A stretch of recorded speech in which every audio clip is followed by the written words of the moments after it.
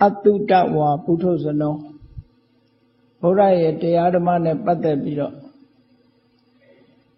Loa Javuna wa Mashide Putus and Poco Toputus and Poco Reha Mamma Gan alone Pinja Troye Tanama Abirma Jama Lare Kama Dawa Sure Nobody Pawadawa Sure Dati Shindwella Nobody Data the Wallo Sure Amin Mamure Aweza the Wallo Sure Amamamin Nai Muri Two Dep Chipo Birola Advari that two Dep Chipola Mobu Advari ne Sasa Birolare Aguduri Leve Two Dep Chipola To Agudu Kani Two Dep Chipola di Doja Siya Dokari Haleve Sisamabja Padwari Hai Sonzi Biro Nijaya Rel Eri Adwakia Chinsima Two Chini Mew and Lumia on Baloa Leluso Velu Poku Muama Adwakia Chinsin Sure Chingo Jinha in the Leluso Yasab Yaga Tidanarama Tuta wa Ariya Lawa Go Tayaramago Jana Tade, Tayaramago Tin Utad Joe John Nan John, Padesatabo Bat John Sunday Uram Yasa Hojara Mugere, Tayaramago Tadini Aliosa Tin Utade Tila John Nale, the Mari John Nale, Pinya John Nale Erilu Tutawa, Tayarama ne Badabiro, Boduda she the Ledway Chindone Poku, Ria Tawaga Yasavia to be that Tawaga Chitted Pogoha Aria Nandatawi, Turodumiatigo Sikate, Aria Damata Covido, Yasavia Hojare, Tayarama in the Badabiro, Lema Chanchene. Ariya Dhammi Winito, Tayarama Padabiro, Lichin Tenjamu Putare Sure. Eri Pogoria, Mankanswa Nalon Penine. Yoni Dom Ledikara, Mankane John Archin Nalon Pene. Erodidiama Mamangang and Nalon Pene Sura, Palelo say. Lokama, Mandea Sura, Lemio Beshire. Alon Tijare. Ariya Bogori Tina Mandeyaso, Ariya Tissa, Levabe Uravadawene Alon Jabu Nijare, Dokha, Dokha the Mureya, Dokha Niroda, Kamini, Pedibra. Tissa Levane Badabiro Tinu Tajaya, Madataja Dokha Sura Badu, Koralelo, Parigu, Koralelo solution. Don't look at look, Koyare, Kamabo, Rubabo, Arubabo. Eri Kamabo, Rubabo, Arubabo, Nene, Sasabi, Dibon, Domama, Joe, Teari, Mananya, Tokame. Diniama Toka Sura, Sielu, Doka, Koram, Hobu. This Aliva Maside, Toka Sura, Debega. Two Sura. Nita Siamagamu Pavilu Nita Siamagaun lesson. Tidiadmari Mimiro Tanama, Tiyoti Nandi Mimiro Tanama, Pilavi solution. Sing a toka musong, Chaya Pipola. Tajamo Loka Masikria Bea and the Eriha, Supium Biro, Pema Ja the lesson, Kanangava Macha. Hori Yodian and the Aribo Machado. Dikanangava Yonan de Ariha, two Sasope Kaune Kasura Kotene a dime Pamamashi, Koga Veluteno, Yodean and the Ari, Kodanamashi, Canario, Nalo, Dwebide, Nahalo, Dwebide. Nalo Tene, Nahalo Tene. The Gajaro ရုပ်တရားဟာရုပ်တရားပဲနံတရားဟာနံတရားပဲငါလို့ပြောတာဘာကိုပြောတာတုံးလို့စစ်ဆေးပြီးတော့ကြည့်တဲ့အခါမှာငါလို့ပြောစရာတခုမှမရှိဘူးဘာဖြစ်လို့ငါလို့ပြောလို့မရတာလဲလို့ဆိုရင်သူ့သဘာဝအတိုင်းသူဖြစ်နေတာသူ့အကြောင်းနဲ့သူအချိန်တန်လင်ဖြစ်အချိန်တန်လင်ပြတ်သွားတာအဲ့ဒါကိုကငါလို့သွားထင်မြင်နေမယ်ငါဥစ္စာလို့သွားထင်မြင်နေမယ်ဆိုရင်ဒီထင်မြင်ချက်မှန်ကန်တဲ့ထင်မြင်ချက်မဟုတ်အဲ့တော့ကိုထင်တဲ့အရာတွေဟာတခုမှမဖြစ်ဘူးအမှန်စဉ်းစားကြည့်ကိုကထာဝရနုနုပြူပြူလေးနေခြင်းတယ်ဖြစ်လားလို့ဆိုမဖြစ်ဘူးကိုကမအိုချင်ဘူးမအိုပဲနေလို့ရလားမရဘူးကိုကမနာချင်ဘူးမနာပဲနေလို့ရလားမရဘူးကိုကမသေးချင်ဘူးဆိုလဲမသေးပဲနေလို့မရဘူးကိုချင်းနာချင်းသေချင်းဆိုတဲ့ဒီဆင်းရဲဒုက္ခတွေဟာဘယ်ပုဂ္ဂိုလ်မှကြော်လွှားပြီးတော့ခုံကြော်ပြီးတော့သွားနိုင်ခြင်းကမတတ်နိုင်ကြဘူးအဲ့တော့သူတော်ဘာဝအတိုင်းပုံမင်းရင်ရော်ပြီးနောက်ဆုံးမှသေဆုံးခြင်းမှာပဲအဆုံးသတ်သွားကြအဲ့ဒီအဆုံးသတ်သွားတဲ့ဒီတဘာဝတရားတွေဟာကိုယ်အလိုတိုင်းလိုက်သလားဆိုမလိုက်ဘူးအေးဒါကြောင့်မို့လို့ကိုထင်တာတွေတခုမှမဟုတ်လို့ဘာမှမရှိလို့ခလို့ပြောတာခဆိုတဲ့စကားလုံးကကောင်းကင်ကောင်းကင်ဆိုတာလေဟာပြင်ကြီးမှာဘာမှမရှိဘူးအေးဒုရခရနှစ်ခုပေါင်းလိုက်လို့ရှိရင်ဘုန်းကြီးတို့တွေတဏ္ဍမှာရှိနေတဲ့ယုတ်တရားနံတရားတွေဟာအိုးဒုက္ခဝေဒနာတွေဒုက္ခတွေအလုံးဘေးရန်အန္တရာယ်တွေအလုံးစုပြုံကြရောက်ရာဖြစ်သောကြောင့်ခြေနဲ့နှစ်သက်စရာမကောင်းတဲ့အရာတွေကိုထင်တဲ့အရာဆိုတာဒီထဲမှာတခုမှမရှိဘူးဆိုတာတွေဖြစ်သောကြောင့်ဒုက္ခလို့မြတ်စွာဘုရားဒီစကားလုံးနှလုံးပေါင်းစပ်ပြီးတော့ဒုက္ခလို့ခေါ်တာအဲ့ဒီဒုက္ခဆိုတာတကယ်အမှန်ပဲအဲ့ဒီယုံနာခန္ဓာတရားတွေဟာဒုက္ခပဲလို့အခုလို့သင်ထားသည့်အတွက်ကြောင့်ကိုယ်သဏ္ဍာန်မှာဖြစ်နေတဲ့ယုတ်တရားနံတရားတွေဟာပထမသစ္စာအနေနဲ့ဒုက္ခတရားတွေပဲဒီဒုက္ခတရားတွေဟာအကြောင်းမဲ့ဖြစ်လာတာမဟုတ်ဘူးဘာကိုအခြေခံပြီးတော့ဖြစ်တုံဆိုအမှန်မသိသည့်အတွက်ကြောင့်ဘုန်းကြီးတို့တွေကဒါတွေအကောင်းထင်ပြီးတော့လိုချင်တဲ့စိတ်တွေရှိလာတဏှာတွေရှိလာအဲ့ဒီလိုချင်မှုတဏှာကိုအဓိကထားပြီးတော့ဘုတဏှာကြောင့်ဒီဒုက္ခတွေရလာဟောဒုက္ခသမုဒယဆိုတာတဏှာလို့တနည်းအားဖြင့်ပြောမယ်ဆိုလို့ရှိရင်တဏှာဆိုတာအဓိကတရားအနေနဲ့ဗြဟ္မတရားအနေနဲ့ခေါင်းတက်ပြီးတော့သာပြောတာဖြစ်တယ်အနုလောမပဋိစ္စသမုပ္ပါဒ်ကြီးတစ်ခုလုံးဟာဒုက္ခသမုဒယပဲဒါကြောင့်မို့မြတ်စွာဘုရားသခင်ကိုရောမြတ်ကဒီအနုလောမပဋိစ္စသမုပ္ပါဒ်ကြီးတစ်ခုလုံးကို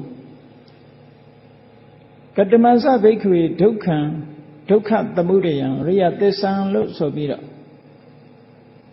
နိဗ္ဗေရိယသုတ်မှာမြတ်စွာဘုရားကရှင်းလင်းပြီးတော့ဟောကြားထားတာရှိတယ်အေးပဋိစ္စသမုပ္ပါဒ်ဆိုတာအလုံးသိကြတဲ့အတိုင်းလုံးသိနာနဲ့မလုံးသိနာအမှန်တရားကိုမသိတဲ့မောဟအဝိဇ္ဇာအဲ့ဒီဝိဇ္ဇာရှိနေလို့ရှိရင်ကုသကံအကုသကံမှန်မှန်ရင်ရင်လှုပ်ဆောင်မိတာ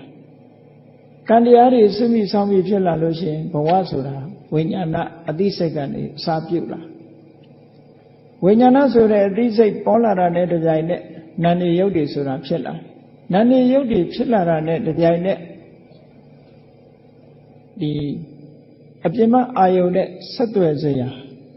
လူရဲ့တဏ္ဍာမှာကိုယ်အင်္ဂါတွေပေါ်လာတယ်မျက်စိနားလာလျှာကိုယ်စိတ်ဆိုတဲ့အင်္ဂါရက်တွေရလာအဲ့ဒီအင်္ဂါရက်တွေရလာသည့်အတွက်ကြောင့်ပြင်ပကအာယုန်တွေနဲ့ဆက်သွယ်တယ်ဆက်သွယ်သည့်အတွက်ကြောင့်အတွေ့အကြုံခံစားမှုဆိုတာတွေပေါ်လာအတွေ့အကြုံခံစားမှုတွေကိုဆွဲပြုတ်ပြီးတော့လိုချင်တာတွေဖြစ်လာလိုချင်မှုကိုအကြောင်းပြုပြီးတော့ထိုလိုချင်မှုတွေပြင်းထန်လာတဲ့အခါမှာဆွဲလန်းမှုဆင့်ရောက်ဆွဲလန်းမှုရှိလာတဲ့အခါကျတော့ဘဝကိုဖြစ်စေတတ်တဲ့ဘဝကိုတစ်ခုတိဆောက်တဲ့ကံတရားတွေပြုလုပ်လာတယ်အဲ့ဒီကံတရားတွေပြုလုပ်လို့ဘဝရှိလာပြီဆိုတာနဲ့တပြိုင်နက်ဇာတိဆိုတာလာဇာတိလာလို့ရှိရင်ဇရာမရဏဒီကြားထဲမှာဘာတွေလာသေးတုံဆိုရင်အေးကိုနှစ်သက်တဲ့အရာတွေဆုံးရှုံးလို့သို့မဟုတ်ဆုံးရှုံးတော့မဲ့အခြေအနေရှိလို့တောက တောကကိုမထိန်နိုင်လို့ငိုရတဲ့ပရိဒေဝကိုယ်ဆင်းရဲမှုဒုက္ခစိတ်ဆင်းရဲမှုဒေါမနတစိတ်ရဲ့ပြင်းထန်စွာပင်ပန်းမှုဥပါယတဆိုတယ်ဒါတွေအားလုံးဟာအကြောင်းတရားတွေဖြစ်လာသည့်အတွက်ကြောင့်ဒုက္ခသမုဒယလို့မြတ်စွာဘုရားကဟောတာအဲ့ဒီထဲမှာအဓိကကိုမြတ်စွာဘုရားကဒုက္ခသမုဒယဆိုတာတဏှာပဲလို့ဓမ္မစကြာတရားနဲ့ထို့သုတ်တန်တွေမှာဟောထားတယ်ဒုက္ခရဲ့အကြောင်းတရားဟာတဏှာလို့အဓိကပရဏကြတာကိုသာဟောထားတာဒုက္ခကိုထုတ်လုပ်တဲ့အကြောင်းတရားတွေမှန်သမျှဒုက္ခသမုဒယလို့အဲ့တော့ဘုန်းကြီးတို့တွေဘဝတစ်ခုရထားတာဘာရသလဲလို့အမှန်အပြင်ပြောရင်တို့တွေလူဘဝရထားကြတယ်လို့ပြောကြအဲ့ဒီလူဘဝဆိုတာဒုက္ခလားဒုက္ခလားလို့မေးမယ်ဆိုရင်ဒုက္ခကိုရထားတယ်လို့ပြောမြတ်စွာဘုရားသုတ်တန်တစ်ခုမှာဟောထားတယ်ယောဘိက္ခဝေရူပတ္တဥပ္ပါရောဒုက္ခတေသောဥပ္ပါရောရုပ်တရားရလာတယ်ဆိုတာဒုက္ခရလာဟုတ်လားမဟုတ်လားကိုယ့်အကိုစဉ်းကျင်စဉ်းစားကြည့်လောကမှာကြုံတွေ့ရတဲ့ဒုက္ခတွေဟာဟောဒီရုပ်တရားတွေနံတရားတွေရှိလို့ကြုံတွေ့တာဒုက္ခဆိုတာဒီယုံနံနေနဲ့ဆက်ဆက်ပြီးတော့ဖြစ်နေတာတွေကြီးပဲယောဂဆိုတာရောဒီယုံနံနဲ့ဆက်ဆက်ပြီးဖြစ်တာဇရာမရဏအိုခြင်းနာခြင်းသိခြင်းဆိုတာတွေရောဟောဒီယုံနံနဲ့ပဲဆက်ဆက်ပြီးတော့ဖြစ်တယ်ဒါမို့တန်ရုပ်ပါဠိတော်မှာမြတ်စွာဘုရားယုံနံတရားတွေဖြစ်ပေါ်လာတဲ့ဆိုတာဒုက္ခဖြစ်ပေါ်လာခြင်းပဲတဲ့ယောဂတွေကိုယ်တဏ္ဍာမှာရှိလာခြင်းပဲတချို့ကထင်တယ်ယောဂဆိုတာတခြားဟာခေါ်တယ်လို့ထင်မဟုတ်ဘူးခန္ဓာကိုယ်ရှိရင်ယောဂရှိတယ်လို့ခန္ဓာကိုယ်ရှိလို့ယောဂရှိတယ်ယောဂရှိတယ်ခန္ဓာကိုယ်ရှိလို့ဇရာမရဏအိုခြင်းသိခြင်းဆိုတာလည်းရှိတယ်အဲ့တော့ဘုန်းကြီးတို့တွေရထားတဲ့ဟာဒုက္ခကိုရထားတာဖြစ်တယ်အဲ့ဒီဒုက္ခဟာရထားတဲ့ဒုက္ခသစ္စာအမှန်တရားကြီးပဲဒါကိုဒုက္ခလို့ထင်တာကြတော့အမှားထင်တာလို့ခေါ်တယ်ဒါကြောင့်မလို့သစ္စာလေးပါးနဲ့ပတ်သက်ပြီးတော့တို့တွေဒုက္ခရထားတယ်ဒီဒုက္ခဘာကြောင့်ရရလဲတဏှာကြောင့်တဏှာအခြေခံပြီးတော့ကိလေသာတွေကံတွေကြောင့်တို့တွေရထားတယ်ဒါဖြင့်ဒီရထားတဲ့ဒုက္ခကြီးရဲ့အဆုံးသတ်ဆိုတာရှိသလားလို့ဆိုရှိတယ်နိဗ္ဗာန်ဟာဒီဒုက္ခတွေအဆုံးသတ်တဲ့နေရာပဲဒါဖြင့်အဲ့ဒီနိဗ္ဗာန်လို့ဆိုတဲ့ဒုက္ခនិရောဓကိုဆိုက်ရောက်တဲ့နိလန်းရောရှိသလားဆိုရှိတယ်ဒုက္ခនិရောဓဂာမိနိပฏิပဒါအရိယသစ္စာအခုအသွဲခရကျင့်စဉ်ဆိုတာတခြားမဟုတ်ဘူးမေဃသစ္စာကိုပြောတာအဲ့ဒီမေဃသစ္စာအတူကောင်းခေါ်ထားတာမေဃသစ္စာအပြည့်စုံခေါ်ရင်ဒုက္ခនិရောဓဂာမိနိပฏิပဒါအရိယသစ္စာဒုက္ခនិရောဓသို့ရောက်စေတတ်တဲ့အကျင့်တရားတဲ့အဲ့ဒီအကျင့်တရားကိုမြတ်စွာဘုရားကဒီတုတ္တရှိတဲ့အရိယတာဝကဟောဒီသစ္စာလေးပါးကိုရှင်းဥစွာသင်ယူတယ်သစ္စာလေးပါးဟာတကယ်တော့လည်းပဲစတုသစ္စာကမ္မထာနာလို့ဆိုတဲ့အတိုင်းပဲကမ္မထာအထုတ်ဖို့စနစ်ပေးထားတာဖြစ်တယ်အကျဉ်းအပြင်ပြောမယ်ဆိုလို့ရှိရင်သစ္စာလေးပါးဟာကမ္မထန်တရားကိုအကျဉ်းအပြင်ဟောထားတာအဲ့တော့ကမ္မထန်ရှုရမှာဆိုတာဘာကိုရှုရမှာလဲလို့ဆိုရင်နံပါတ်1ဒုက္ခကိုရှုရဘာနဲ့ရှုတာတုံးလို့ဆိုတော့မေဃသစ္စာလို့ခေါ်တဲ့သမ္မာဒိဋ္ဌိသမ္မာသင်္ကပ္ပသမ္မာဝါစာသမ္မာကမ္မန္တသမ္မာအာဇီဝသမ္မာဝါယာမသမ္မာတတိသမ္မာသမာဓိလို့ခေါ်တယ်မေဃင်၈ပါးအဲ့ဒီမေဃင်၈ပါးအကျင့်တရားနဲ့ဒုက္ခကိုရှုမှတ်ရအဲ့ဒါလို့ဒုက္ခကိုမေဃင်၈ပါးနဲ့ဒုက္ခကိုရှုတာဒါကမ္မထန်တရားအထုတ်တယ်လို့ခေါ်တာအဲ့ဒါလို့ကမ္မထန်တရားအထုတ်တော့အောင်မြင်လာတဲ့အခါဘာရတာတုံးလို့မေးရင်ဒုက္ခကိုဖြစ်စေတတ်တဲ့တဏှာကိုဖယ်ရှားပြီးတော့ထိုဒုက္ခတွေအဆုံးသတ်သွားတဲ့နိဗ္ဗာန်ကိုမျက်မှောက်ပြုသွားတာပဲဒါကြောင့်မို့လို့ဒုက္ခကိုဖြစ်စေတတ်တဲ့တဏှာဆိုတာပယ်ရမယ့်တဏှာဖြစ်တယ်ပယ်ရမယ့်တရားဖြစ်တယ်ဒုက္ခនិရောဓလို့ဆိုတဲ့နိဗ္ဗာန်ဟာဆိုက်ရောက်ပြီးမျက်မှောက်ပြုရမယ့်တရားဖြစ်တယ်နိဗ္ဗာန်ကိုသိလိုက်တာနဲ့တပြိုင်နက်ဒုက္ခကိုဖြစ်စေနေတဲ့တဏှာတွေအလုံးချုပ်ဆုံးပြီးတော့သွားနိုင်တယ်ပေါ့အဲ့တော့လုံးဝမဲ့အလုပ်ကတော့မဂ္ဂင်၈ပါးပဲမ မဂ္ဂင်၈ပါးဆိုတာအကျဉ်းအားဖြင့်ပြောမယ်ဆိုရင်သီလရဲ့သမာဓိရဲ့ပညာဒီကျင့်စဉ်တစ်ခုကိုကျင့်မယ်ဆိုလို့ရှိရင်သီလကိုအခြေခံကြသီလကိုအခြေခံပြီးတော့သမာဓိထူထောင်ပြီးတော့ဝိပဿနာဉာဏ်ရင့်တာအောင်ကြိုးစားအထောက်တာအဲ့တော့ဘယ်ပေါ်မှာ तू ကအလုံးလုံးတုံးဆိုရင်ဒုက္ခသစ္စာပေါ်မှာအလုံးလုံးတယ်ဒုက္ခသစ္စာကိုအလုံးလုံးခြင်းဖြင့်ဒုက္ခသစ္စာကိုပိုင်ပိုင်နိုင်နိုင်သိလာလို့ရှိရင်ဒုက္ခရဲ့အကြောင်းဖြစ်တဲ့ဒုက္ခသမုဒယတဏှာကိုဖယ်ရှားပြီးတော့ဒုက္ခនិရောဓဆိုတဲ့နိဗ္ဗာန်ကိုဆက်ရောက်တယ်လို့မြတ်စွာဘုရားကသစ္စာ၄ပါးနဲ့ပတ်သက်ပြီးတော့ဒီလိုသင်ကြားပေးတယ်အဲ့လိုသင်ကြားပေးတဲ့အတိုင်းဒီသင်ကြားချက်တွေကိုသင်ယူထားပြီးမှတ်သားထားပြီးဝိပဿနာကျင့်စဉ်တစ်ခုကျင့်ကြံအားထုတ်နေတဲ့ပုဂ္ဂိုလ်တွေဟာသုတဝါအရိယသာဝကောမှန်မှန်ကန်ကန်နှလုံးသွင်းနိုင်တယ်ကိုယ်တဏ္ဍာမှာရှိတဲ့သဘာဝတရားတွေဟာဒုက္ခဆိုတာတွေကိုသိစိတ်မြင်အောင်ကြည့်လာအဲ့တော့ဒုက္ခဆိုတာကိုသိစိတ်မြင်အောင်ကြည့်တဲ့အခါမှာအစပထမသူတို့ရဲ့သဘာဝလက္ခဏာလေးတွေကိုတွေ့ရသဘာဝလက္ခဏာဆိုဒီမှာပထဝီဆိုလို့ရှိရင်ကိုယ်တဏ္ဍာမှာကြည့်လေပျော့ပြောင်းတဲ့ကိုယ့်ရဲ့ခန္ဓာကိုယ်နဲ့ဆိုပါတော့မိမိတို့ထိုင်နေတဲ့နေရာလေးမှာကိုယ်ခန္ဓာကိုယ်နဲ့ထိုင်နေရာလေးနဲ့ထိတဲ့အခါမှာပျော့တယ်မာတယ်ဆိုတဲ့သဘောလေးတွေပူတယ်အေးတယ်ဆိုတဲ့သဘောလေးတွေလှုပ်ရှားတယ်တွန်းကန်တယ်ဆိုတဲ့သဘောလေးတွေစုစည်းတယ်ယိုစီးတယ်ဆိုတဲ့သဘောလေးတွေဟာထိတဲ့အခါမှာပျော့ခြင်းမာခြင်းဆိုတဲ့ပထဝီရဲ့ပူခြင်းအေးခြင်းဆိုတဲ့တေဇောရဲ့လှုပ်ရှားတွန်းကန်ခြင်းဆိုတဲ့ဝါယောဒီသဘောတရားလေးတွေကထိတာနဲ့ပဲကိုယ်တဏ္ဍာမှာထင်ရှားပေါ်လာတယ်သူတို့နဲ့ဆက်ဆက်ပြီးတော့အခြားယုတ်တရားလေးတွေလည်းပေါ်လာတယ်ပေါ်လာတဲ့ယုတ်တရားတွေနဲ့ဆက်ဆက်ပြီးတော့ထိုယုတ်တရားတွေကိုမှီပြီးတော့ဖြစ်နေတဲ့အသိစိတ်ကိုလည်းပဲရှုမှတ်လာနိုင်တယ်ပေါ့ယုတ်နဲ့နာနှစ်ခုကွဲပြားခြားနားလာတယ်သိရှိလာတယ်အဲဒီသိရှိလာတဲ့ယုတ်နံတွေရဲ့အကြောင်းတရားကိုပါနောက်ထပ်တွဲဖက်ပြီးတော့သိလာတယ်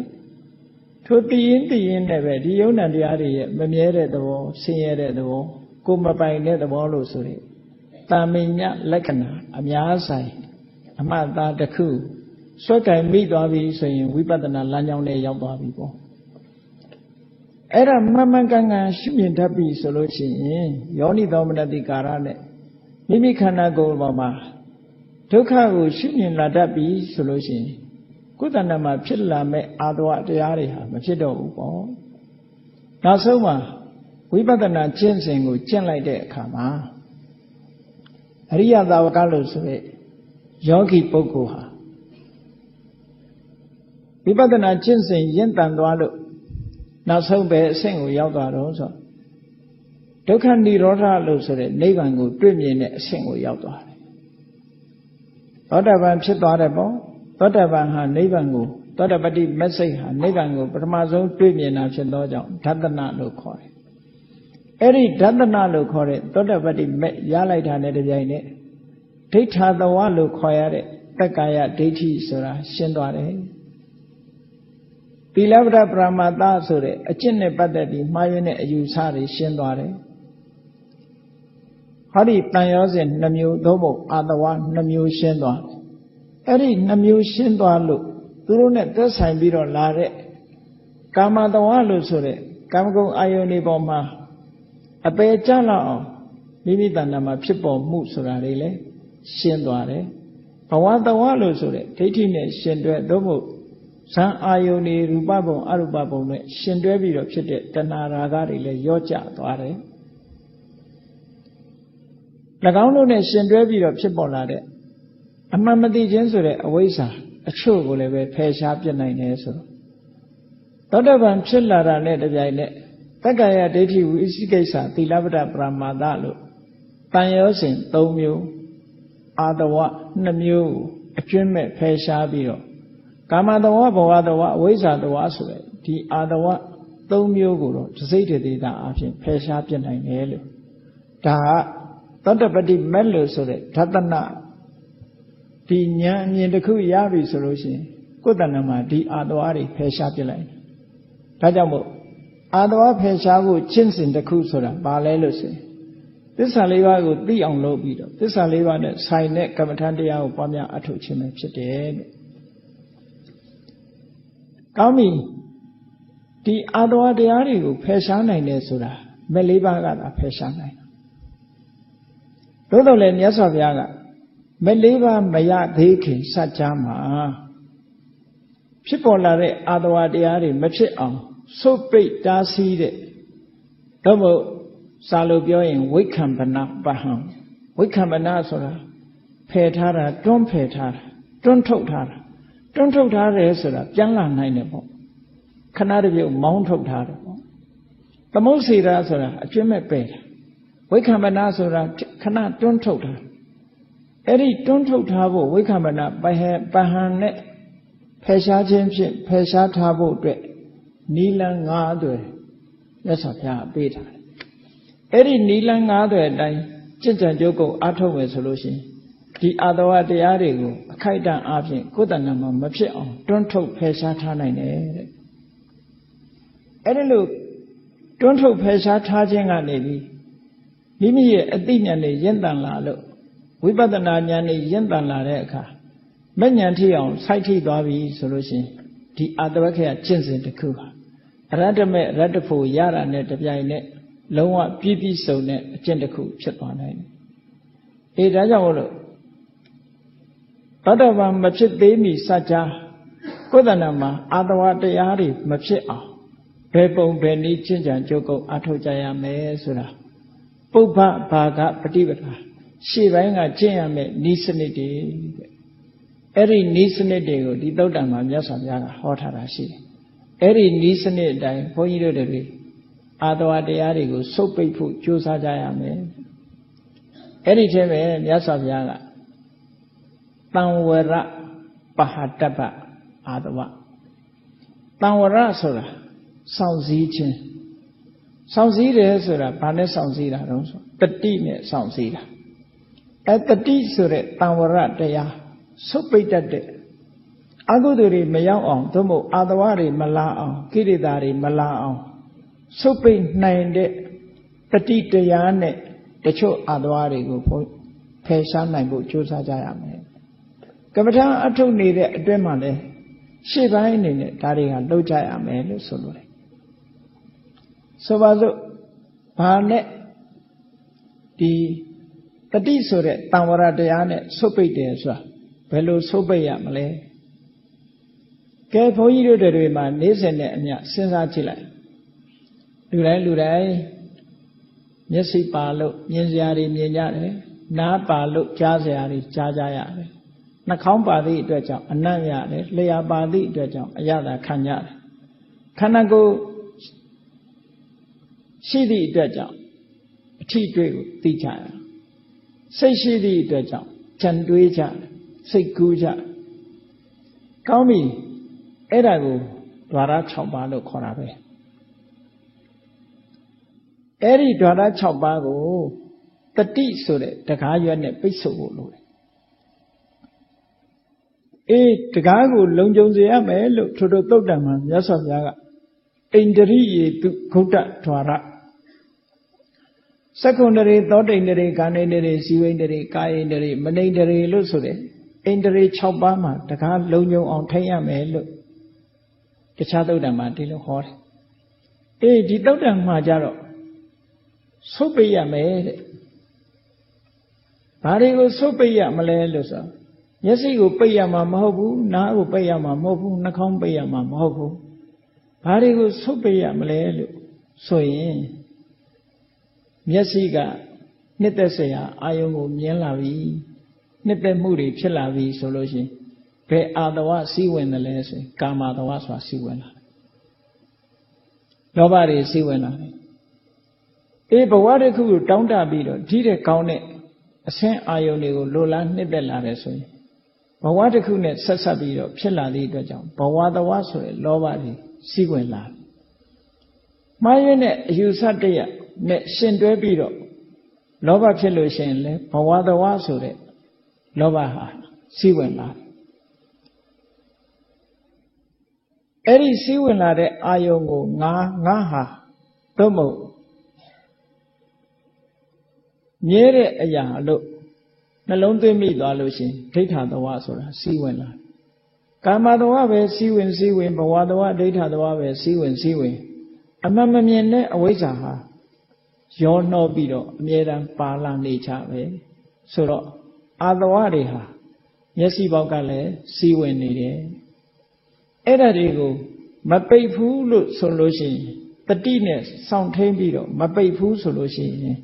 ဘာတွေဖြစ်လာနိုင်လို့ဆိုရင်အခုပြောတဲ့ကာမအာယုန်တွေနဲ့ပတ်သက်ပြီးတော့နှစ်သက်တယ်တောင်းတတယ်တွေ့တာတယ်ဆိုတဲ့ကာမတဝတွေဒီတဲ့ကောင်းတဲ့ဘဝ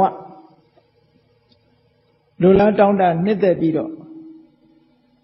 သာဝရမြဲတယ်ဆိုတဲ့အယူဆနဲ့တွဲဖက်လာတဲ့ဘဝတဝလောဘမှားယွင်းတဲ့အယူဆငါဥစ္စာငါလို့ထင်မှတ်ပြီးဆွဲလန်းတဲ့ဒိဋ္ဌိဆိုတဲ့အာတဝ၎င်းတို့နဲ့ရှင်တွဲပြီးတော့အမြဲတမ်းဖြစ်ပေါ်နေတဲ့အဝိဇ္ဇာတဝဆိုတာဒါတွေဖြစ်လာမယ်တဲ့ဒါတွေဖြစ်ုံနဲ့မကဘူးဝိဃာတပရိလဟဒုက္ခရောက်စေတတ်တဲ့ကိလေသာတွေထိုကိလေသာတွေဖြစ်ခြင်းကြောင့်ကိလေသာရဲ့အကျိုးဆက်တွေလည်းပဲဖြစ်လာပူလောင်စေတတ်တဲ့ဆင်းရဲဒုက္ခကိုပေးတတ်တဲ့ကိလေသာဆိုတဲ့အပူတွေလည်းပဲမိမိတို့တဏ္ဍာမှာရောက်ရှိလာမှာပဲတဲ့အဲ့ဒါတွေကိုမဆုပ်ပိတ်နိုင်သမျှကာလပတ်လုံးတတိနဲ့ထားပြီးတော့မျက်စိပေါက်ကတာယာမှုလောဘမဖြစ်အောင်နားကအတန်ကြားပြီးတာယာတဲ့လောဘစသည်မဖြစ်အောင်နှာခေါင်းကအနံ့ရပြီးလျှာကအရသာသိပြီးခန္ဓာကိုယ်ကထိပြီးစိတ်ကစိတ်ကူးပြီးလိုချင်တဲ့တဏှာလောဘစသည်မဖြစ်အောင်တတိနဲ့ထိမ့်သိမ်းစောင့်ရှောက်ပြီးတော့နေကြရမယ်အဲ့ဒါလို့ထိမ့်သိမ်းစောင့်ရှောက်နေမှသာလင်မဖြစ်သေးတဲ့အာသဝါတွေမဖြစ်ဘူးတဲ့ဖြစ်ပြီးသားအာသဝါတွေကိုဖယ်ရှားနိုင်မယ်သို့မဟုတ်လို့ရှိရင်မိမိရဲ့ဒီဓာရ6ပုတ်ဣန္ဒြေ6ပါးမှာတတိနဲ့ဆုပ်ပိတ်ထားခြင်းမရှိဘူးဆိုလို့ရှိရင်တော့ကိလေသာတွေအာသဝါတွေဟာဝင်ရောက်နှောက်ယှက်ပြီးမိမိတဏ္ဍာမှာလွှမ်းမိုးနေမှာပဲလို့ဒါကြောင့်မို့လို့တတိဆိုတဲ့စောင့်စည်းမှုဟာလိုအပ်တယ်လို့အဲ့ဒီတတိဆိုတဲ့စောင့်စည်းမှုနဲ့ဟန်တားထားမယ်ဆိုလို့ရှိရင်အာသဝတရားတွေကိုဟန်တားထားနိုင်ပါတယ်မြတ်စွာဘုရားကတံဝရဆိုတဲ့စောင့်စည်းမှုနဲ့ဖယ်ရှားဖို့ဒီလိုဟောတာတံဝရဆိုတဲ့စောင့်စည်းမှုနဲ့ဟန်တားဒီတံဝရကိုပဲတခါတရံကြတော့မြတ်စွာဘုရားကအိန္ဒြိယတံဝရသီလလို့ဆိုပြီးတော့သီလကျင့်စဉ်အနေနဲ့ဟောထားတာလည်းရှိတယ်အိန္ဒြိယတံဝရသီလဆိုတာမျက်စိပေါက်ကမျက်စိကမြင်ပြီးတော့လောဘမဖြစ်ရအောင်ဒေါသမဖြစ်ရအောင်နားကကြားပြီးလောဘမဖြစ်အောင်ဒေါသမဖြစ်အောင်နှာခေါင်းကအနံ့ရပြီးလောဘမဖြစ်အောင်ဒေါသမဖြစ်အောင်ဒီလိုကိုယ်စိတ်ထဲကစိတ်ကူးပြီးလောဘဒေါသမဖြစ်ရအောင်လို့တတိထားပြီးတော့စောင့်ရှောက်တာစောင့်စည်းတာဒါကိုတံဝရတံဝုဒ္ဒတတိဆိုတဲ့အဆုပ်အပိတ်နဲ့ဆုပ်ပိတ်ရမယ်ဆိုတော့မျက်စိကိုပိတ်ခိုင်းတာမဟုတ်ဘူးနားကိုပိတ်ခိုင်းတာမဟုတ်ဘူးမျက်စိဆိုတာမြင်စရာကိုမြင်မှာပဲကြည့်စရာရှိရင်ကြည့်မှာပဲနားဆိုတာလည်းပဲကြားနေမှာပဲနှာခေါင်းဆိုတာလည်းအနံ့ရမှာပဲသို့တော်ရလာတဲ့အာယုံပေါ်မှာလောဘမဖြစ်ဖို့ဒေါသမဖြစ်ဖို့ဆုတ်ပိတ်ခြင်းကိုမြတ်စွာဘုရားကဒီလိုဟောတာအဲ့ဒါလို့ဆုတ်ပိတ်နေဖို့ဆိုတာတတိအမြဲတမ်းထားနေလို့ရှိရင်ဒီအာယု6ပါးနဲ့ဓာရ6ပါးမှာအာယု6ပါးထင်းလာတဲ့အခါတတိအမြဲတမ်းရှိနေမယ်ဆိုလို့ရှိရင်လောဘမဖြစ်တော့ဘူးဒေါသလည်းမဖြစ်ဘူးမောဟလည်းမဖြစ်ဘူးမဖြစ်ဘူးဆိုတာဟာခိတ္တခဏအနေနဲ့တွန်းလှန်ထားတဲ့အနေနဲ့ပဲမဖြစ်သေးတာတတိလွတ်သွားတာနဲ့တပြိုင်နက်လောဘတွေဒေါသတွေမောဟတွေဆိုတာစီးဝင်လာမှာပဲအဲ့ဒီကျင့်စဉ်ကိုဒါအာသဝက္ခယကျင့်စဉ်ရဲ့အခြေခံကျင့်စဉ်ဖြစ်မြတ်စွာဘုရားကထိပင်းပြီးတော့ဟောကြားထားတယ်ဒါကြောင့်မို့ဘုန်းကြီးတို့တွေနေ့စဉ်နဲ့အမျှရှိပြီးလောဘမဖြစ်အောင်နားထောင်ပြီးတော့လေလောဘဒေါသမဖြစ်အောင်ဒီလိုကိုယ့်ကိုယ်ကိုမပြတ်တတိထားပြီးတော့နေနိုင်ကြရမယ်တဲ့အဲ့ဒါလို့နေနိုင်ခြင်းအပြင်အာသဝတရားတွေကိုဟန်တာဆုပ်ပိတ်ထားနိုင်ပါတယ်ဒါနည်းစနစ်တစ်ခုနောက်တစ်ခုကဘဝဆိုတာရလာတဲ့အခါမှာဘဝယတ္တိရေးအတွက်မလုပ်ကြရဘူး လူပဲဖြစ်ဖြစ်ရှင်ရဟန်းပဲဖြစ်ဖြစ်ပစ္စည်း၄ပါးဆိုတာကိုအသုံးပြုကြအဲ့ဒီပစ္စည်း၄ပါးအသုံးပြုမှုကလည်းပဲမှန်ကန်တဲ့နှလုံးသွင်းတရားရှိဖို့လိုတယ်ဘဝယတ္တိမှုအတွက်လူတိုင်းစဉ်းစားကြည့်အသက်မှုအတွက်ဘာတွေလိုအပ်တယ်လဲလို့ဆိုရင်စားစရာလိုအပ်တယ်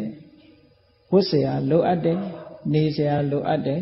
မကျမ်းမာရင်ဆေးဝါးဆိုတာလိုအပ်တယ်ဒါကိုပဲဘုန်းကြီးတွေအတွက်လည်းပစ္စည်း၄ပါးလို့ခေါ်တာလူတွေရဲ့အတွက်ရောပစ္စည်း၄ပါးပဲဒါပဲတူတူပဲလူပဲဖြစ်ဖြစ်ဘုန်းကြီးပဲဖြစ်ဖြစ်ဘဝတစ်ခုရလာလို့ရှိရင်ဒါတွေကဘဝတစ်ခုရှင်သန်မှုအတွက်အထောက်အကူတွေကြီးပဲစားစရာမရှိရင်အသက်မရှင်နိုင်ဘူးနေစရာမရှိရင်လည်းအသက်မရှင်နိုင်ဘူးနော်ဝတ်စရာမရှိရင်လည်းပဲအသက်မရှင်နိုင်ဘူးမကြမ်းမမာလို့ဆေးဝါးကုသမှုမရှိရင်လည်းပဲအသက်မရှင်နိုင်ဘူးဒါမို့အသက်ရှိရတည်ဖို့အတွက်အထောက်အကူတွေဟာလူပဲဖြစ်ဖြစ်ရှင်ယဟန်တွေပဲဖြစ်ဖြစ်ရှိကြရတယ်ပေါ့အဲ့လိုရှိတဲ့အခါမှာအသက်ရှင်ဖို့အတွက်ဆိုပါတော့အဝဝကြတယ်အဲ့လိုအဝဝမှုကိုအကြောင်းပြုပြီးတော့အာတဝမဖြစ်အောင်အတိညာဏ်ဆိုတဲ့ညာဏတံဝရနဲ့ဆုတ်ပိတ်ဖို့လိုတယ်ဒါကြတော့အတိညာဏ်နဲ့ဆုတ်ပိတ်ရခုနကတတိနဲ့ဆုတ်ပိတ်တာပစ္စည်း၄ပါးကိုအသုံးပြုပြီးအသက်ရှင်ရေးအတွက်ဒါတွေကိုစားစရာနဲ့ဝတ်စရာနေစရာမကြမ်းမမာရင်ဆေးဝါးဆိုလို့ဒီပစ္စည်းတွေကိုသုံးပြီဆိုလို့ရှိရင်မှန်ကန်တဲ့ဤစနစ်မှန်ကန်တဲ့အတွေ့အသိဉာဏ်နဲ့ဆင်ញင်သုံးသပ်မှုမရှိဘဲနဲ့အသုံးပြုပြီဆိုလို့ရှိရင်ဘာတွေဖြစ်လဲဆိုရင်လောဘတွေဖြစ်လာလောဘတွေဖြစ်လာယန္တန်ဃာတွေတို့ယောဂီတွေတို့ဆင်ញင်ကြရတယ်မဟုတ်လားအဝတ်တစ်ခုဝတ်ပြီဆိုတဲ့အခါမှာမှန်ကန်တဲ့အမြင်နဲ့ဝတ်ရမယ်ငါဘာဖြစ်လို့ဒီအဝတ်ကိုဝတ်ထားလဲဆိုတာဆင်ញင်စဉ်းစားကြည့်တော့မြတ်စွာဘုရားကအဖြေထုတ်ပေးထားတယ်အသိဉာဏ်နဲ့စဉ်းစားကြည့်လိုက်တဲ့လူတွေအဝတ်စားဝတ်တယ်ဆိုတာဟာနံပါတ်1အရှက်လုံမိုးဝတ်တာနော်အရှက်လုံမိုးဝတ်တာအမြဲတမ်းထာဝရလိုအပ်တယ်ဒီတိုင်းထားလို့ရှိရင်ရှက်เสียခန္ဓာကိုယ်မှာမတင့်တယ်လို့ရှက်เสียလုံမို့အတွက်ဝတ်ထားဖို့လိုအပ်တယ်နောက်တစ်ခုလိုအပ်ချက်တွေကဘာလို့ဆိုရင်ရာသီဥတုအေးလို့ရှိရင်အေးတံကိုကာကွယ်ဖို့ဝတ်ပူလို့ရှိရင်လည်းအပူကိုကာကွယ်ဖို့ဝတ်ကြတယ်နေပူတွေမီးပူတွေဆိုအပူတွေကာကွယ်ဖို့ဝတ်ကြတယ်တခါချင်းတို့ဘာတို့ကြိုက်မှဆိုလို့ရှိရင်ချင်းတွေဘာတွေမကြိုက်နိုင်အောင်အဝတ်ကိုဝတ်ကြတယ်ဒါတွေကမှန်ကန်တဲ့ရှိပဲချက်တွေနဲ့ဝတ်တာပေါ့မှန်ကန်တဲ့ရှိပဲချက်တွေနဲ့ဝတ်တာအဲ့ဒါလို့မဟုတ်ဘဲနဲ့လှဖို့ပဖို့ဝတ်တယ်နော်နှစ်သက်ချစ်တတ်ပြီးတော့ဝတ်တယ်အဝတ်လှလှလေးတွေကိုရွေးချယ်ပြီးတော့ဝတ်တယ်လို့ဆိုရင်ဘာဖြစ်မလဲဝတ်ယုံမှုကိုအကြောင်းပြုပြီးတော့အဲ့ဒီပုဂ္ဂိုလ်မှာဘဝတဝကာမတဝဆိုတာဖြစ်လာတယ်အဝတ်လှလှလေးပေါ်မှာနှစ်သက်တယ်တွေ့တာတယ်အစင်းလေးလှတာကိုကြည့်ရင်ဒါရူပယုံဆိုတဲ့ကာမတဝပေါ်မှာတွေ့တာတဲ့လောဘဖြစ်တာပဲအထီးတွေ့လေးကောင်းတဲ့အဝတ်အစားဆိုလို့ရှိရင်ဖုဒ္ဓဘာယုံကိုတွေ့တာတဲ့ကာမတဝသူစီမှာစီဝင်နေတာပဲပေါ့အတမန်ကြည့်လိုက်မယ်ဆိုရင်ဘာမှမဖြစ်ဘူးလို့ထင်ကောင်းထင်လိမ့်မယ်အဝတ်လှလှလေးလှခြင်းပခြင်းလို့ဝတ်တယ်ဆိုလို့ရှိရင်ဘာတွေဖြစ်နေတုံးဆိုကာမတဝဆိုရင်လောဘတွေဖြစ်တာပဲအဲ့ဒါကိုအတိညာနဲ့စဉ်းစားကြည့်လိုက်ဩငါဝို့တာဟာအရှက်လုံဖို့နဲ့ဒီခန္ဓာကိုယ်မှာအဝတ်မပါလို့ရှိရင်မတင့်တယ်လို့တော့အပူကိုကာကွယ်ဖို့အေးကိုကာကွယ်ဖို့မှတ်တည်ခြင်းတွေအတွက်ဘေးရန်အန္တရာယ်တွေကာကွယ်ဖို့ဝတ်ထားပါလားလို့ဒီလိုညာနဲ့ဆင်ញင်စဉ်းစားကြည့်လိုက်လို့ရှိရင်ခုနလှတာပတာပေါ်မှာမမောတယ်ဆိုရင်ကာမတဝဖြစ်မလာတော့ကာမတဝဖြစ်လာတာကိုအကြောင်းပြုပြီးတော့ဒီတဲ့ကောင်းတဲ့အဝတ်တွေဒီတဲ့ကောင်းတဲ့ဘဝမှာဒီတဲ့လှတဲ့အဝတ်တွေကိုဝတ်ပြရစေလို့ဆုတောင်းလို့ရှိရင်ဘဝတဝဆိုတာဖြစ်လာငါဆိုတဲ့အစွဲလန်းနဲ့လှုပ်လို့ရှိရင်ဒိဋ္ဌာတဝါဆိုတာလည်းဖြစ်လာအောင်မယ်အဲ့ဒီအာတဝါ၃မျိုးဖြစ်လာတဲ့အခါမှာဘာတွေဖြစ်လာတော့ဆိုအမှန်မသိတဲ့အဝိဇ္ဇာတဝါကအတူတကွပါလာနေတယ်ဆိုဟောအဝတ်ကိုအကြောင်းပြုပြီးတော့လူတွေမှာဘာတွေဖြစ်နေတုံးဆိုဒီအာတဝါတရားတွေကိုယ်တဏ္ဍာမှာစီးဝင်နေတာပဲ လောကလူတွေကပြောကြတယ်ငရဲကြီးသလားတို့လုတ်ကောင်းသလားတို့အဲ့တော့တန်တရားမှာစဉ်းစားကြည့်လိုက်ကိုယ်တဏ္ဍာမှာအကုသိုလ်ဖြစ်သလားဆိုတာပဲမေးရအခုလိုလုတ်နေတာအကုသိုလ်ဖြစ်သလားလို့လောဘဆိုတာအကုသိုလ်ပဲလေလောဘဖြစ်ရင်အကုသိုလ်ဖြစ်သလားလို့မေးเสียမလို့ဘူးလောဘဆိုတာအကုသိုလ်ပဲသို့တော်ဒီအကုသိုလ်တိုင်းအပယ်ချတာလားလို့ဆိုအဲ့လိုအပယ်ချလောက်အောင်တချို့ကစွမ်းဆောင်ခြင်းမရှိဘူးပေါ့သို့တော်ဒီလောဘဆိုတဲ့သဘာဝတရားဟာကိုယ့်ကိုကောင်းကျိုးချမ်းသာပေးသလားလို့ဆိုမပေးဘူးဘယ်လိုမပေးတာတော့ဆိုတွေ့တာမှုရှိလာလို့ရှိရင်လူဟာတောကဆိုတာရှိလာကိုယ်နဲ့မဆက်ဆက်ဘူးမတွေ့တာဘူးဆိုရင်တောကဆိုတာမလာဘူးလေတွေ့တာတယ်ဆိုတဲ့အပေါ်မှာတွေ့တာမှုရှိတဲ့နေရာမှာတောကဆိုတာလာအဲ့ဒီတောကကိုဖိတ်ခေါ်နေတာကိုကပဲဒါမကောင်းကျိုးကိုပေးနေတယ်လို့ပြောရမှာပဲနောက်ဘဝငရဲကြတာမကြတာအတာထားပစ္စည်းတစ်ခုတွေ့တာမယ်ဆိုရင်အဲ့ဒီပစ္စည်းကိုပုပေါ်မှာတောကဆိုတာလာတာပဲပြက်သွားမှနှမျောတာတို့ဒီလိုဟာမျိုးတွေဖြစ်လာတယ်လေပြက်သွားရင်လည်းစိတ်ထဲမှာနှမျောတာဆင်းရဲတာတို့ဒါမျိုးတွေလာမှာဒီတဲ့ကောင်းတာလိုချင်တောင်းတတာတွေတို့ဟောလို့လောဘတွေဟာဒီဘဝမှာတည်းမဲ့သူကဒုက္ခတွေပေးလာတယ်လှပတဲ့အဝိုးဝိုးဖို့ရာအတွက်အလုပ်တွေပို့လုပ်ကြရတယ်ငွေတွေပို့ပြီးတော့သုံးကြရတယ်ဟောဖြစ်လာလှလှပပဝှချင်လို့ဒုက္ခရောက်သွားတဲ့ပုဂ္ဂိုလ်တွေလည်းအများကြီးရှိတာပဲလောကကြီးအဲ့ဒါအသိဉာဏ်နဲ့မဆုပ်ပိတ်နိုင်လို့ရှိရင်ပြဿနာတွေ problem တွေအကုန်လုံးနောက်ဆက်တွဲလာမှာပဲလို့ရသော်ပြဒါလောကမှာဖြစ်နေတဲ့အနေအထားတွေကိုဟောတာတကယ်စဉ်းစားကြည့်ရင်တကယ်ဖြစ်တာတွေပဲပေါ့ဒီကနေ့ခေတ်မှာဖြစ်နေတဲ့ပြဿနာတွေအလှပမမောပြီးတော့အဝတ်အစားနဲ့ပတ်သက်ပြီးပြဿနာဖြစ်တာတွေအများကြီးပဲပေါ့အဲ့ဒါဘာလို့လို့ဆိုရင်မှန်ကန်တဲ့အတွေးမရှိလို့ဖြစ်တာတဲ့အာသဝါတွေဖြစ်တာဒါကအဝတ်နဲ့ပတ်သက်တာစားစရာနဲ့ပတ်သက်တဲ့အခါမှာလည်းပဲထို့တူပဲစားတယ်ဆိုတာဘာအတွက်စားတာလဲလို့စဉ်းစားကြည့်မယ်ဆိုရင်ခန္ဓာကိုယ်တည်ထမ်းမှုအတွက်စားအစာကိုပဲဖြောက်ပြီးတော့ခန္ဓာကိုယ်တည်ထမ်းမှုအတွက်စားပြီဆိုတဲ့အခါစားမှုကိုအကြောင်းပြုပြီးတော့ယောဂအသစ်ဆိုတာမဖြစ်စေရဘူးမြတ်စွာဘုရားကဟောထားတဲ့ထက်ပဲတခါတည်းဆင်ခြင်ကြရတယ်မဟုတ်လားဤသည့်စားပွဲအမဲမဲကိုမြူးရမှန်ကြော့လှပရေစင်းပြဖြိုးခြင်းကမသုံးပါဘူးစားတာဟာလှဖို့ဝါဖို့စားတာမဟုတ်ဘူးတဲ့ပျော်ဖို့ပါဖို့စားတာမဟုတ်ဘူးမထားရမယ့်ရည်ရွယ်ချက်တွေကိုပြဤသည့်စားပွဲအမဲမဲကိုမြူးရမှန်ကြော့နော်မမနာတွေတက်ဖို့ဘယ်လိုမဟုတ်ဘူးလှပရေစင်းပြဖြိုးခြင်းကမသုံးပါဘူးဒါဖြင့်ဘာအတွက်သုံးတာတော့ဆိုလေးပြဓာတ်ဆောင်ဤကိုကောင်ဒီရှိအောင်တည်လျက်ပထဝီယာဝတ္တိသောဝါယောလို့ဆိုတဲ့ဓာတ်ကြီးလေးပါးနဲ့တိဆောက်ထားတဲ့ခန္ဓာကိုယ်ဟာအာဟာရဖြစ်တင်းမပေးလို့ရှိရင်မတည်နိုင်ဘူးဒါကြောင့်မို့ခန္ဓာကိုယ်အာဟာရဖြစ်တင်းပြီးတော့ပေးရတယ်ခန္ဓာကိုယ်တည်တမ်းဖို့အတွက်လေးပြဓာတ်ဆောင်ဤကိုကောင်ဒီရှိအောင်တည်လျက်အသက်မြတ်တမ်းမမောပညာဖရာသာသနာကျင့်တဲ့ဖြာကိုဒါဗုဒ္ဓဘာသာတွေနဲ့ပတ်သက်တဲ့စကားနော်အဲ့တော့ခန္ဓာကိုယ်တည်ထမ်းဖို့ဆိုတာအလုံးနဲ့သက်ဆိုင်ခန္ဓာကိုယ်တည်ရှိပြီးတော့အလုံးလုံးနိုင်အောင်ဆိုပါစို့တိုင်းပြည်အတွက်အလုံးလုံးနိုင်တယ်အမျိုးအတွက်အလုံးလုံးနိုင်တယ်မိဘဆွေမျိုးသားချင်းတွေအတွက်လုံးလုံးနိုင်တယ်ဘာသာသာသနာအတွက်အလုံးလုံးနိုင်တယ်ကိုယ့်အတွက်တရားလုပ်နိုင်တယ်ပညာသင်နိုင်တယ်ဆိုတဲ့ဒီရည်ရွယ်ချက်တွေဒီလိုဆင်ញင်တုံတရားနဲ့စားရမယ်တဲ့အဲ့လိုမဟုတ်ဘူးဆိုလို့ရှိရင်ကြိုက်လို့စားတာဆိုတဲ့အခါကျတော့ကြိုက်လို့စားတယ်ဆိုတဲ့ကကြိုက်တာတွေကိုလိုက်ပြီးတော့ရွေးစားတယ်ဆိုရင်ကြိုက်ပြီဆိုလို့ရှိရင်လူတွေကစားကြတယ်ကြိုက်တယ်ဆိုတာလေးတစ်ခုကိုကြည့်ပြီးခန္ဓာကိုယ်တည်ထမ်းဖို့အတွက်မဟုတ်တော့ကြိုက်လို့စားတာဆိုတာကြတော့ရတ္တတဏှာဆိုတဲ့ရတာပေါ်မှာဆွဲလန်းတတ်မဲ့တဲ့တဏှာနဲ့စား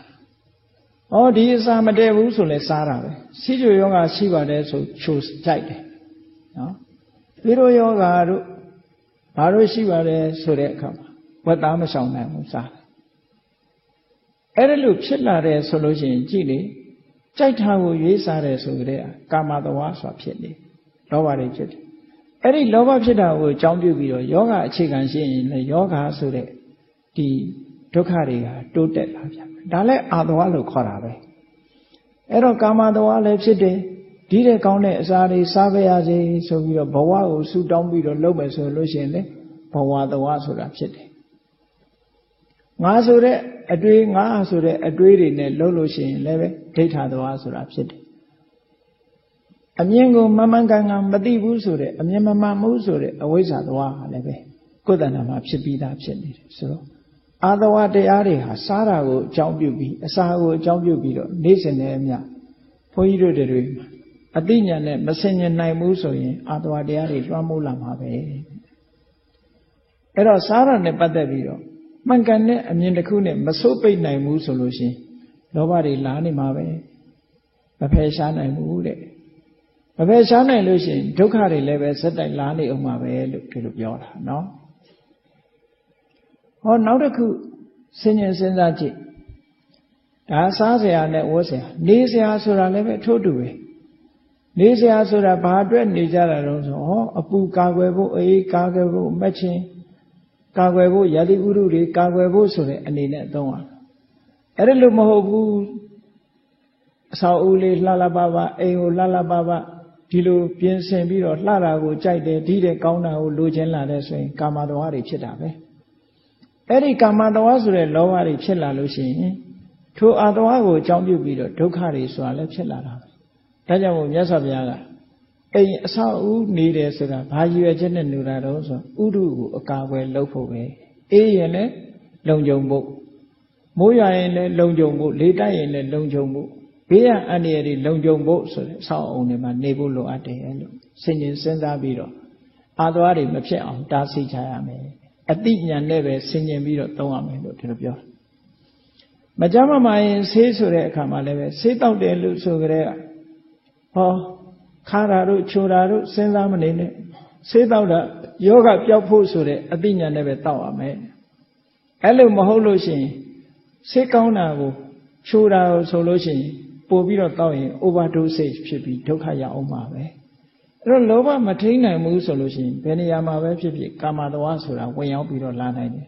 ဒါကြောင့်မို့စားတဲ့တောက်တဲ့နေရာမှာလည်းပဲမြတ်စွာဘုရားကပစ္စည်းလေးပါးကိုအသုံးပြုတဲ့အခါမှာအသက်ရှိတည်ထမ်းဖို့အတွက်စားစရာကိုစားမယ်ဝတ်စရာကိုဝတ်မယ်နေစရာမှာနေမယ်မကြမ်းပါရင်ဆေးဝါးသုံးမယ်ဆိုတဲ့အခါအတိညာဏ်နဲ့ဆင်ញင်ပြီးတော့သုံးရမယ်မသုံးဘူးအတိညာဏ်ဆိုတဲ့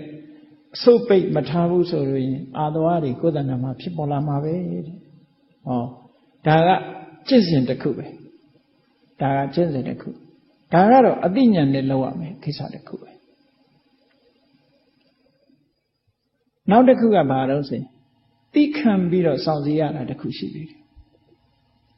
လောကမှာလူတွေဟာသိခံတယ်ဆိုရင်ကိုယ့်ကိုလားစော်ကားတာကသိခံတယ်လို့ထင်တယ်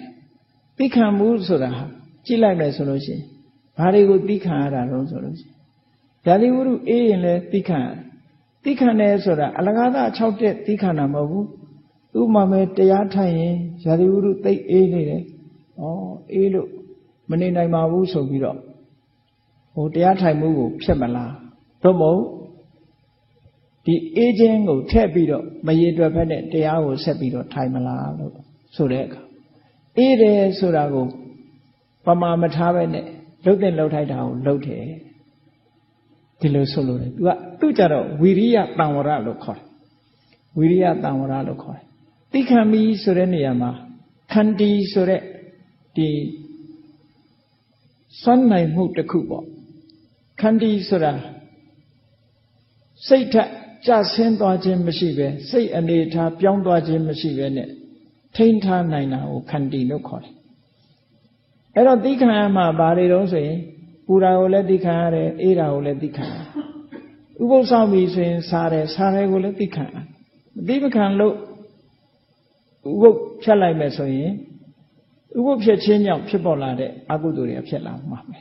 ဟောသိခံရမယ်နောက်တစ်ခုကအန္တရာယ်တွေကိုလည်းပဲသိခံရမယ်အန္တရာယ်မျိုးတွေကိုသိခံကြရမယ်နောက်သိခံရမယ်တစ်ခုကတော့ကိုယ့်ကိုစော်ကားမော်ကားပြောလာတဲ့အရာကိုလည်းတုံ့ပြန်မှုမပြုဘဲသိခံရမယ်တုံ့ပြန်ပြီးတော့ပြောမယ်ဆိုလို့ရှိရင်ဘာဖြစ်လာလဲလို့ဆိုရင်ဒေါသတွေဖြစ်လာမှာပေါ့ဒေါသတွေဖြစ်လာလို့ရှိရင် ဒေါသကိုအကြောင်းပြုပြီးတော့တဦးနဲ့တဦးပဋိပက္ခဖြစ်မှာပေါ့အဲ့ဒါကြောင့်မို့လို့ကိုယ့်ပေါ်မှာစော်ကားမော်ကားပြောလာတာတွေကိုလည်းသိခံနိုင်အောင်ကြိုးစားကြရတယ်သိမခံနိုင်ဘူးဆိုလို့ရှိရင်ပြဿနာတွေတက်လာမယ်နောက်သိခံရမယ့်အချက်တွေကဘာတွေတုံးလို့ဆိုလို့ရှိရင်ကိုယ်တဏ္ဍာမှာဖြစ်ပေါ်လာတဲ့ယောဂဝေဒနာတွေ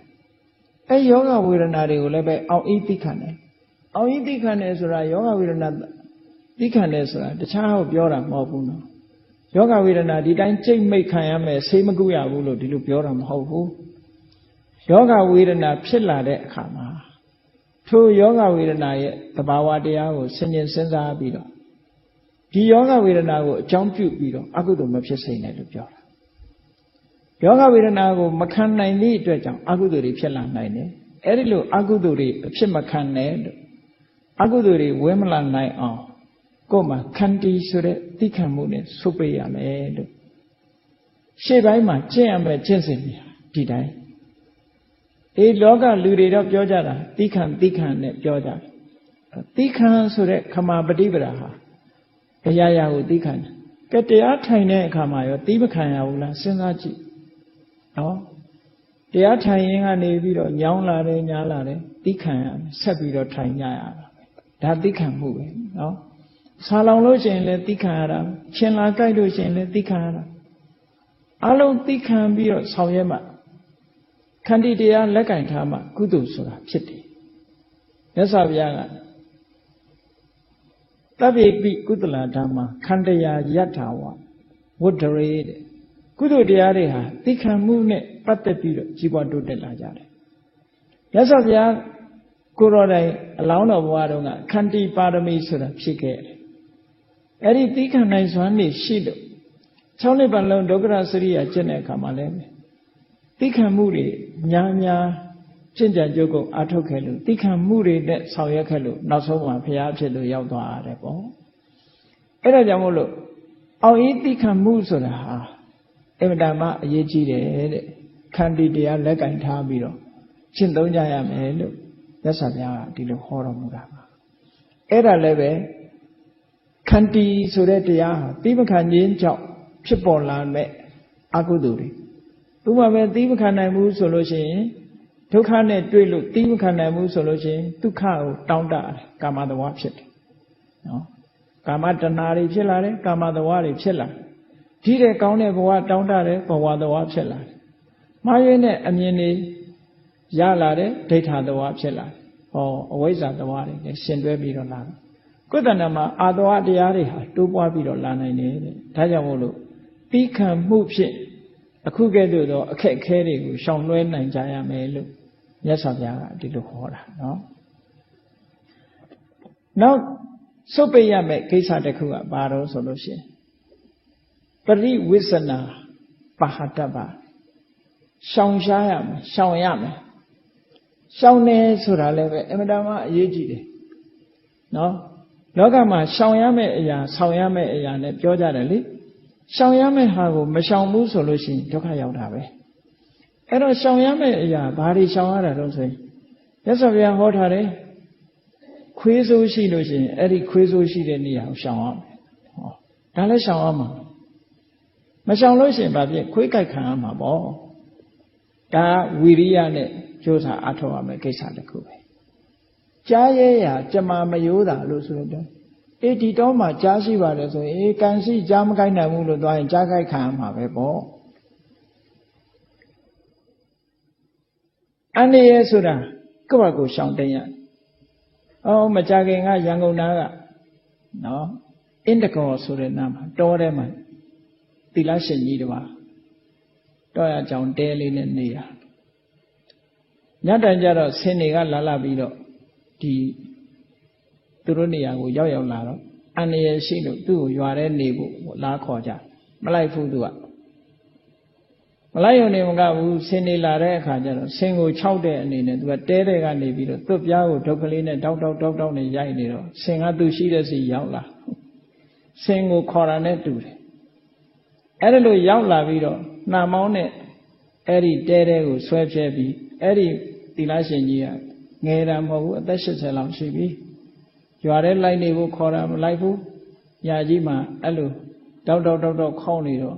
ဆင်ကနားကြီးတယ်ထမရဲ့နာမောင်းနဲ့ဆွဲပြီးတော့ပြစ်ပြီးခြေထောက်နဲ့နင်းချေလို့အသက်ဆုံးသွားတယ်အဲ့ဒါဟာရှောင်ရမှာကိုမရှောင်လို့ဖြစ်တာအကယ်၍သူများနည်းတူစင်စိုးတွေလာတယ်ဆိုလို့ရှိရင်ရှောင်ရမှာပေါ့မြတ်စွာဘုရားဒီသုတ္တမှာဟောထားတယ်စန္ဒံဟတ်ထိန်ဝိဇေတိ